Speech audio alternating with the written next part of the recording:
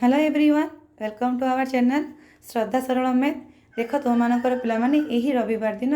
Science test 3 होता। यह पूर्व 2टी साइंस टेस्ट हो सारी, 3टी मैथ्र टेस्ट हो सारी। जो तुम यही टेस्ट अटेंड करार अच्छी और तुम ए लाइव क्लास चलुची पाने यही चैनल तुम लाइव क्लास चलुची।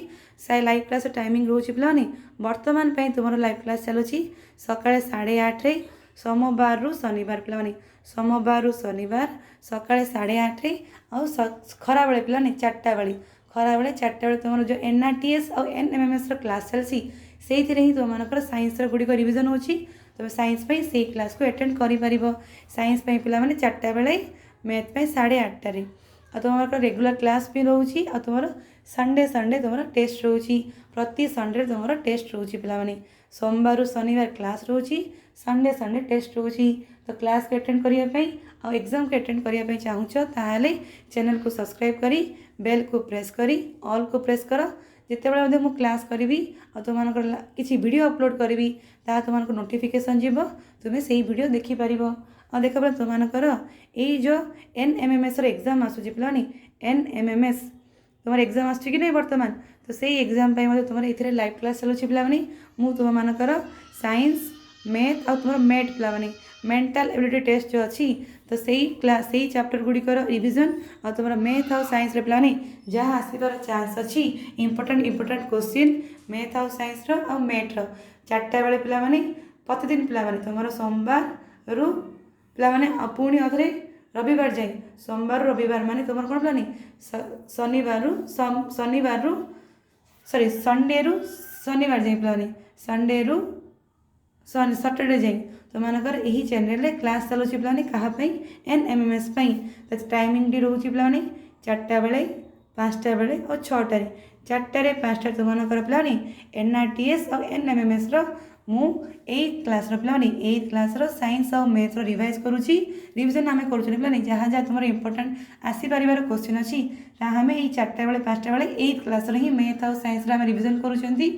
और 6टा बेले तुम मानकर पाने संध्या 6टा तुम मानकर मैथ्र क्लास मैथ माने मेंटल एबिलिटी टेस्ट तुम आसुची 90 मार्क मैथ पाने मेंटल एबिलिटी टेस्ट आसुची कि 90 तो से 90 मार्क क्वेश्चन आम डिस्कसन कर जहाँ जहाँ तुम पूर्व वर्ष आसबार आसीला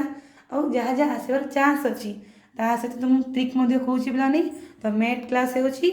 तुम 7th आसो कि नहीं सिलेबस तो 7th मैथ और साइंस पाने यही 6टा बेले तुम यही 3टी क्लास क्यों दिन कौ क्लास हो पाने जब तुमको NMMS क्लास अटेंड करार अच्छी ताले यही 3टी टाइम अटेंड कर 4टा बेले 5टा बेले और 6टा बेले क्लास को अटेंड कर नॉर्मल क्लास पाने 8:30 और 4टा बेले सका 8:30 और 4टा बेले तुम क्लास को अटेंड कर देख तुमकर यही एग्जाम पाने तुम आसला चैप्टर टी कोश पाने अष्टम अध्याय आसला ये कोश रिलेटेड चैप्टर आसला ये कोशर भर ये कोशर पाने तुम 20 मार्क क्वेश्चन आसला 1 मार्क सब क्वेश्चन थिला 20 मार्क आसीला तो यही एग्जाम रे तुम क्यों पाने टॉप 3 अच्छे चलो देखा देख तुम टॉप 3 अच्छा प्रथम पाने अर्पिता